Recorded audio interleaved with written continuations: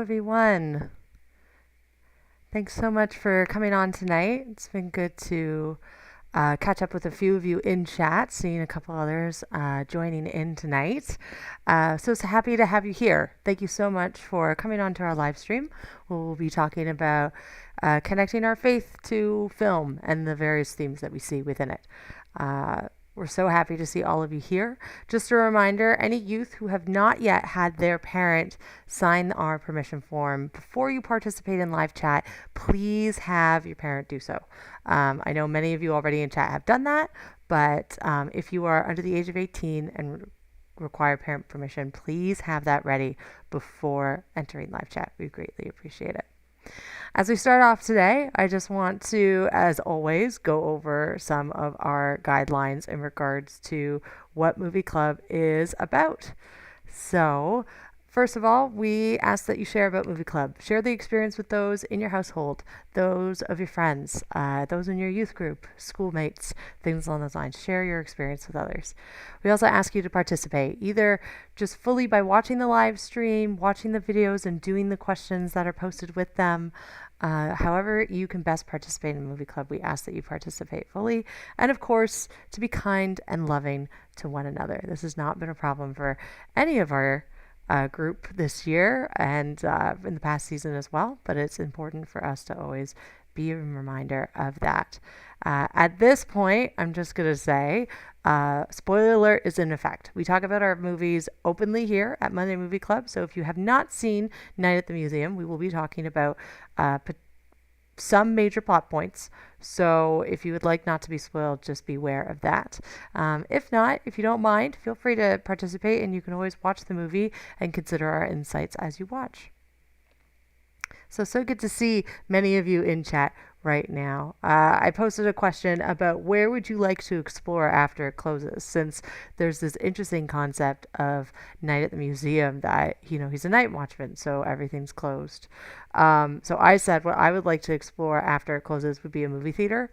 I would just love the idea of being able to pop in any movie I want and get a whole theater all to myself. That would be so cool. So if you have a favorite kind of attraction or thing that you would like to explore after it was closed, maybe it's a museum, feel free to leave it in the comments below or talk about it in chat. Amy would like to explore the zoo. That would be so cool after hours, but I think I would stick to only like the animals that were not predator animals, just because I am a super scaredy cat when it comes to those things. An aquarium, also a good option, Nancy. Thank you. So feel free to keep listening in and participating as best you can. We're just going to move on to our next question, kind of in a similar vein, just to open up our discussion tonight. What would you do during a night shift? So we see our main character, Larry, who first night of the job, given his list, but he plays with the PA system and makes funny references to pop culture and movies and things like that, and eventually takes a nap before getting to his normal duties. So I wonder, what things would you do during a night shift at the museum?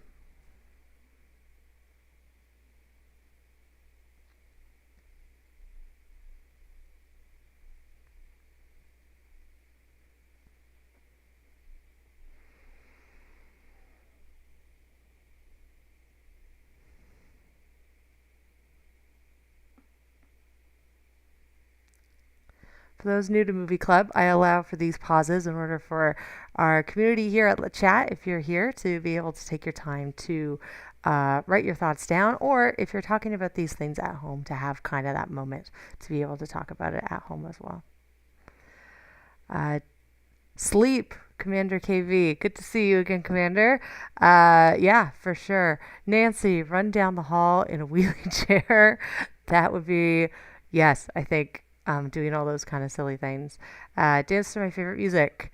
Act really silly because I know no one's there to see me. Absolutely, Amy, for sure. Sing Hamilton, all of it.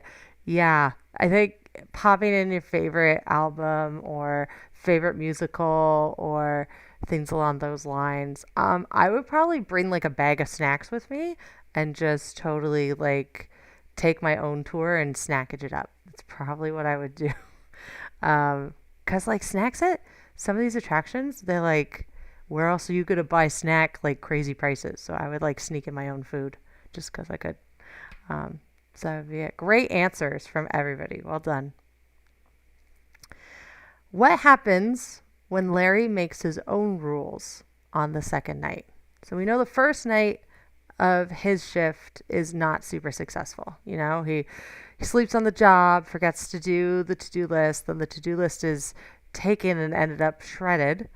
Um, so the second night he comes in with a game plan and he's got a duffel bag and he's working as much as he can with it. What happens when Larry tries to make his own rules on the second night?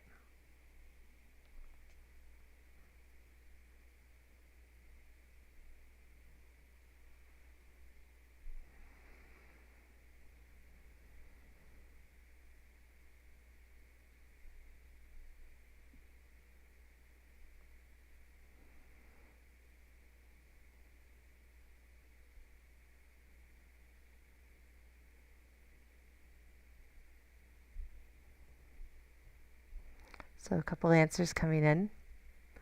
Starts off well, but then has troubles, complete chaos, like the caveman on fire. Absolutely. Um, I like that, like, he considered all the options, like tricking the monkey and, giving fire to the caveman because that's what they were after. Yeah, and our poor fellow caveman who ended up not making it back into the museum before sunrise and so turned to dust. It's very sad. And kind of like seeing how our actions affect others, right? Like Larry's inability to keep tabs on everything influenced that caveman getting out and not being able to make it back in time. Um, yeah. And also, like, sometimes I was really kind of drawn to the idea that Larry giving some of these exhibits exactly what they want didn't end up being really helpful for them, right? Like giving the cavemen fire did not work out well. Even the big Easter Island head, Easter egg head, Easter Island head, giving them all the gum, and then he had this big giant bubble gum mess all over him. Um, it's kind of that ability of not always giving what people want is necessarily the best thing or the most responsible thing to do, right? Um, Nancy, I like that he was creative, but without real thought of the others. Yeah, definitely creative. I like that he also tried to like make peace between the mini the miniature exhibits. Like he tried to like you play well with others and I'll let you like he tried to like negotiate, which was kind of cool. Um but yeah, so excellent. But yeah, when we try to work out our own rules, it doesn't always work out well the first time we try. Um so yeah, absolutely. Great insights everybody.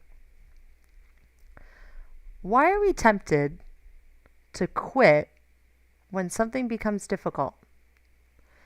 I don't know about you, but I saw this theme kind of overall in our movie at Night of the Museum where Larry had this really, as soon as stuff got hard or difficult or not as a simple fix, he instantly went to a new job, wanted to give easy answers, wanted kind of the fast fixes.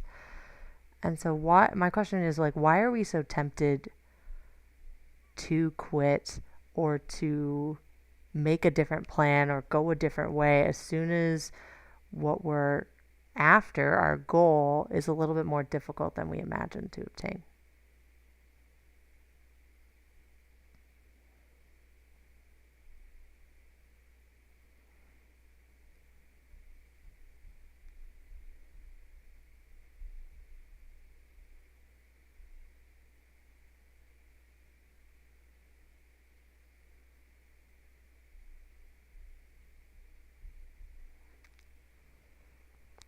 Thanks for writing it down. I'm just going to read some of these answers in chat. We're afraid to fail, afraid to be judged by others. We don't want more things to go wrong. Absolutely. because it's difficult to find the right answer or solve the problem. Yeah, when you feel like you've run out of all options, right? When you're like, I've done everything I could possibly imagine doing, then why bother moving forward? Absolutely. Afraid to fail again, afraid to, if we keep going. We're not willing to ask for help. Absolutely. I feel like Larry tried to ask for help, but of course the other night watchmen weren't so helpful in the end for their own selfish reasons. Um, but yeah, I feel like when things get difficult, if we feel, I kind of agree with you, Commander KV. Like when it feels like you get cornered and you've run out of answers or options or even like resources, right? Like he was just like, look, I tried to bring a duffel bag from home of stuff and that didn't work. And, I tried to give them exactly what they wanted and that didn't work. And I tried to, all this other stuff. I feel like that is where, for me, I get tempted to quit when I can't see anything possibly working. Um, and yeah, not willing to ask for help. Because as soon as we do ask for help and someone's willing to give us a hand, I think it makes it a bit easier. Um, but I don't know about you out there or in chat or watching this at home, but I feel like some things that require a little bit of effort, a little bit of fight, are really awesome things to achieve. Um, I don't know, there's a sense of kind of like satisfaction that you don't get if it's just like handed to you all the time. But yeah, I mean, there's the fear of failure, there's the fear of being judged by others, and really the worry, Mangokin, the worry about not wanting things to go wrong. Absolutely. I think those are all obstacles that I think anybody would face. Uh, Great insights. Thanks, everybody. And our final question before we get into our final thought tonight, what does it mean to feel fulfilled? What does it mean to feel fulfilled? Or for someone to be fulfilled? I'll give you a few minutes to think about that and then write it in chat if you like.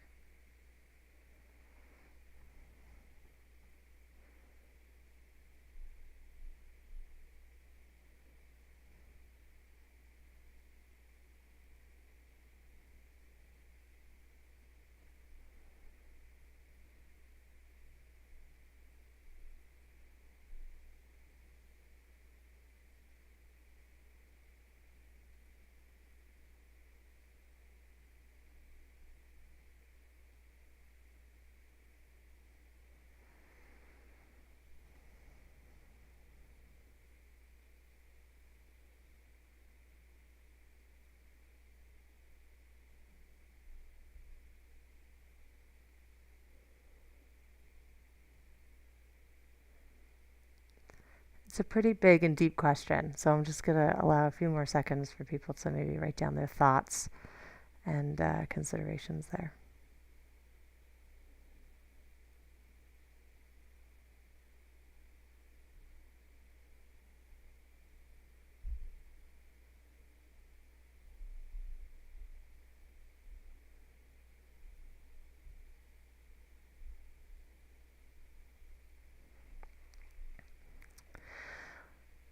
I'm going to read some of the things that you guys have typed out. Thanks for contributing. Amy, you feel you've accomplished something and contributed to society and family, friends, etc.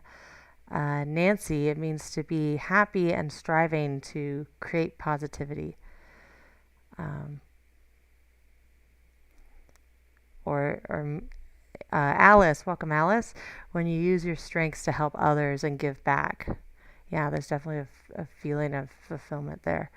Or maybe not always happy, but know that you can still create positivity. Great insight there, Nancy. Yeah, fulfillment or being fulfilled is kind of this thing that I feel like we all strive after or go after at some aspect. Is that sense of like accomplishment's a great word. Thanks, Amy. Sense of pride, a sense of like victory or success. Positivity is a great one. Word as well. Thanks. Nancy. But yeah, when we consider fulfillment, we're considering things that are completing an aspect that we're looking for, or um, striving to complete a task or contribute to something or move forward in some way. So that's where kind of this idea of fulfillment or being fulfilled feels like. So for example, um, if you're playing a sport or you're playing a game and the team is able to win or at least like acquire the goal at the end, there's this feeling of accomplishment or a sense of like, we did it, victory, completion there. Um, for some of the video gamers out there, the completionist who is the type of person who wants to do every aspect of the video game until they have, all the things you can collect and all the trophies you could win and all the achievements you can get and all this other stuff that can help someone try to feel fulfilled, that kind of thing. So in regards to that, but I wanted to look at Larry because you can kind of see with Larry at Night at the Museum that he's trying to win this, like, wanting to fulfill what his idea or expectation of like being a great dad would be, right? Like, good job, that his son looks up to him, that there's a lot of these things that he's striving for, aiming for, in order to kind of have this sense of fulfillment in his own life as kind of role as dad. um, which I kind of liked that you saw that struggle versus a child trying to win favor from the parent trying to win favor of the child, because both happen very regularly within relationship. Um, so tonight's Bible verse for my final thought comes from the letter to the Colossians that Paul wrote to the church in Colossus. That's what it was written to. And the verse says this: "Whatever you do, work at it with all your heart, as working for the Lord, not for human masters, since you know that you will receive an inheritance from the Lord as a reward. It is the Lord Christ you are serving." So we can see often in life a variety of things that people could find fulfillment in or try to find fulfillment in, right? Money, financial fulfillment, how much wealth or how much money you have, how much stuff we have or how much stuff we like that we have, that materialism kind of idea. What people think of us, right? People often try to find fulfillment in how others view us. That fear Amy talked about, that fear of how people judge us, right? So we tend to place people kind of at that higher pedestal in regards to that. But what we need to do is focus on the things that God has set out before us and what God requires of us, because He knows what will fulfill us. He created us. And so He's going to know what will have us complete that feeling of wanting to accomplish something, feeling of completion. It's important to remember that God is the only one who is perfect. And so fulfillment doesn't mean getting it perfect the first time around. I think about Larry and how, the first couple nights didn't go great. And so I think that's the important thing, that, God asks us to work with all of our heart, work as much as we can for the Lord. He doesn't ask us to get it perfect the first time, because the only person who's perfect is God. We're created, but we have faults and we have failures, and we have, we're not going to get it right the first time. But we're still called to do things to completion. I think of the imagery that Paul uses at a different time. I think at a different letter where it talks about, running the race to the end, running the race strong to the end, and the importance of needing to complete the race, complete the tasks, and aim for the tasks that God's placed ahead of us. So if we work for God, then the result belongs to God, and we can remain fulfilled knowing that we've contributed not just to good things and positivity here on earth, but that we contribute to what God has in store for us forever, eternally, um, for his kingdom, not just for world society, but for heaven society, if we aim for doing the things that he calls us to do.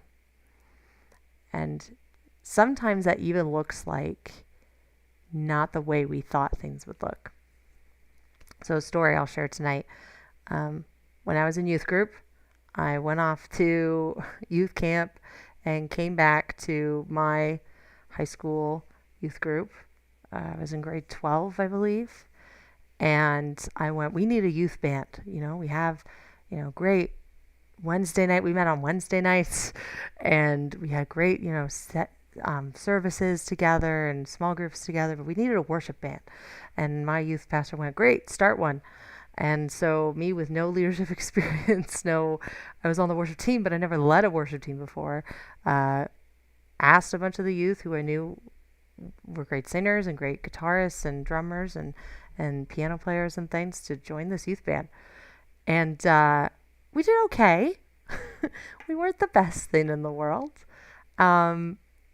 clearly, because they disbanded within the year. Like, as soon as I graduated, we were out. We were done. Like, no more youth band at the youth group. And I felt like I had failed. I felt like God had told me to make this youth band, and it didn't work, and I had no sense of fulfillment.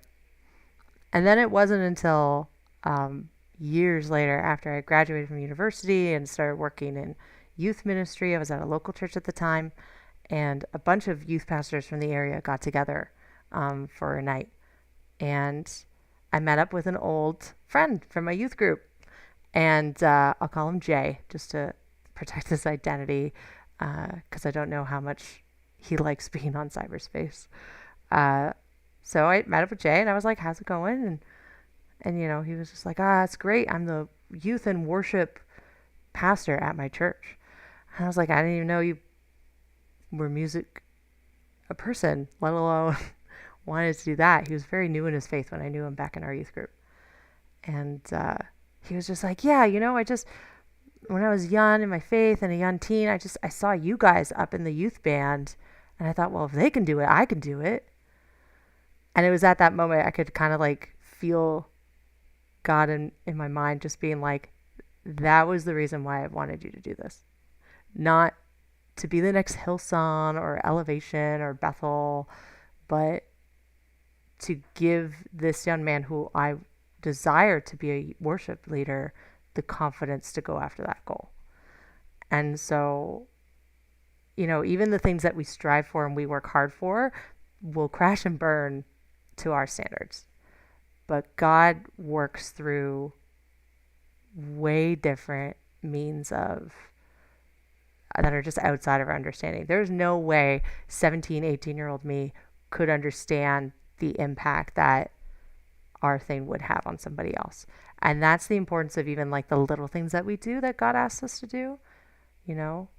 We will not know the impact of what it means to share a lunch with someone that we know is hungry, or be kind to somebody just because God says just go and say hi and check in and how they're doing.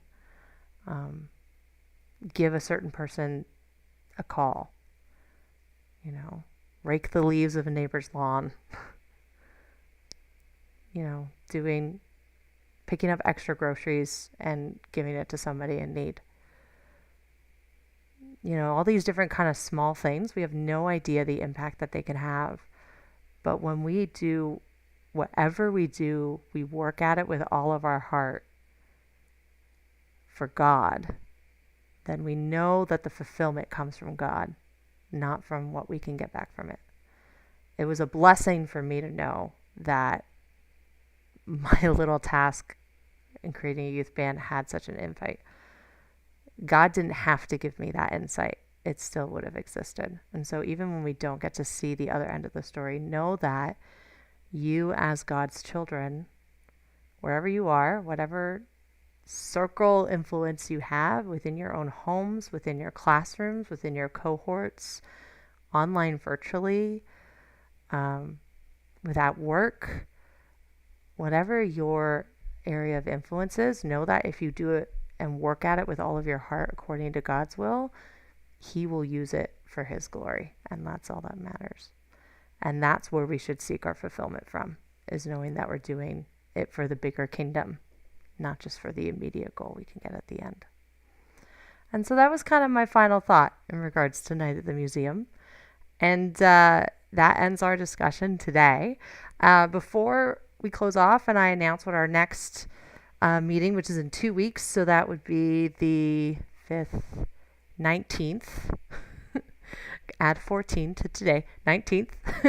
I got a couple of announcements, so let me just go through those really quick. And I got some images for them instead of me just talking about it.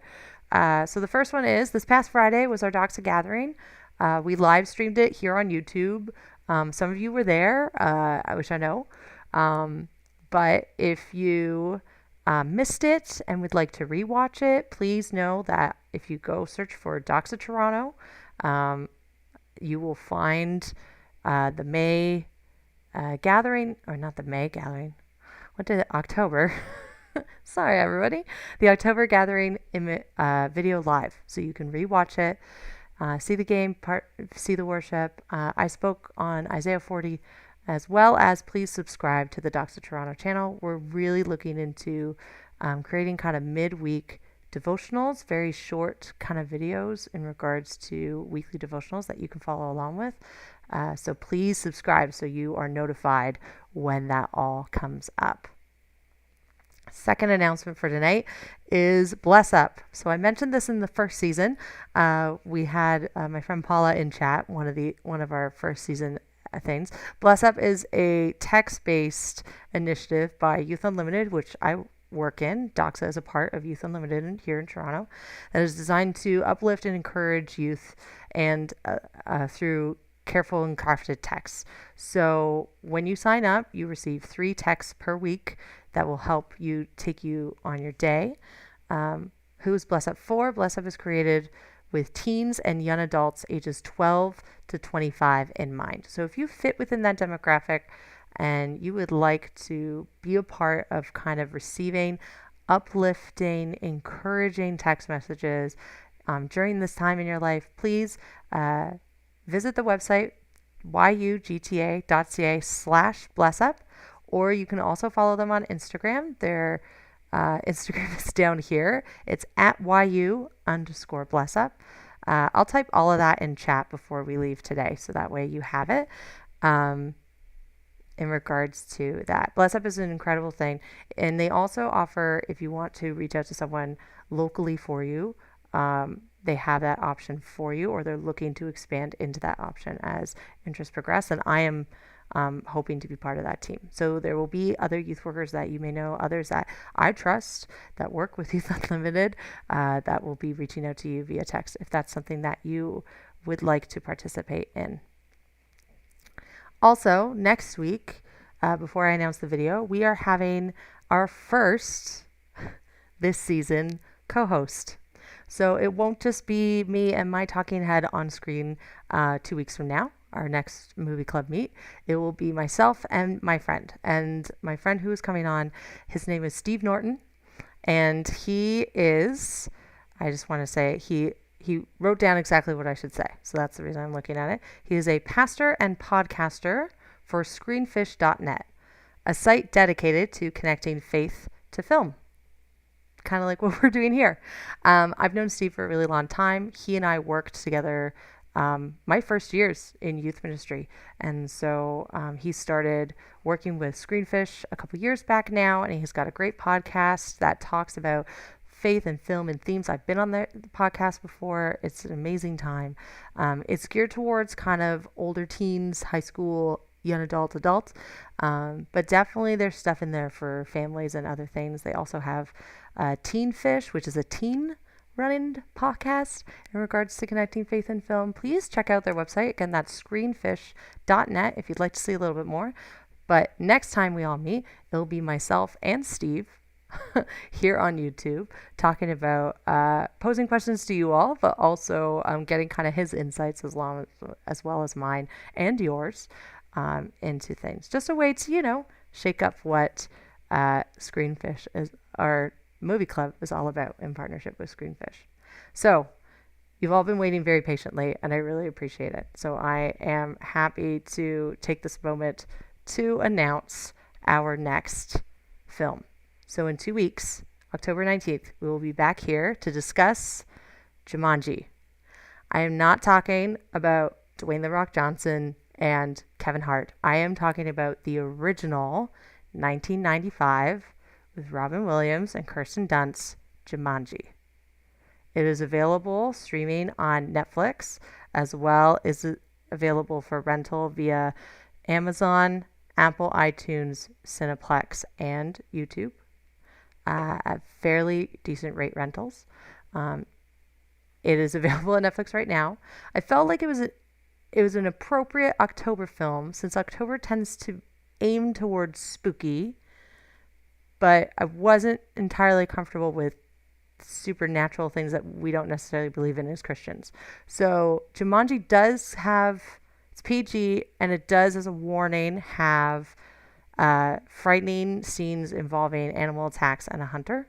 So just be aware that if you are someone kind of like myself that tends to get frightened easy, watch this during the day. Or if you are not comfortable watching, feel free to pass this month, this next week's, and you can catch up with the rest of us there. So Jumanji, 1995. That is over 20 years ago. 25-year ago film for October. So that will be our movie for this month. We're really looking forward to seeing you again in 2 weeks back here. I will be posting the questions in the comment section below attached to Jumanji, as well as be posting using the hashtag Monday Movie Club hashtag on Facebook and Instagram. So feel free to follow that hashtag as well for any of the upcoming things. Thank you so much for everyone who participated in chat today. All of who are new watching at home, we greatly appreciate it. Stay safe, stay healthy, and stay connected. Thank you very much, everyone. Have a great night.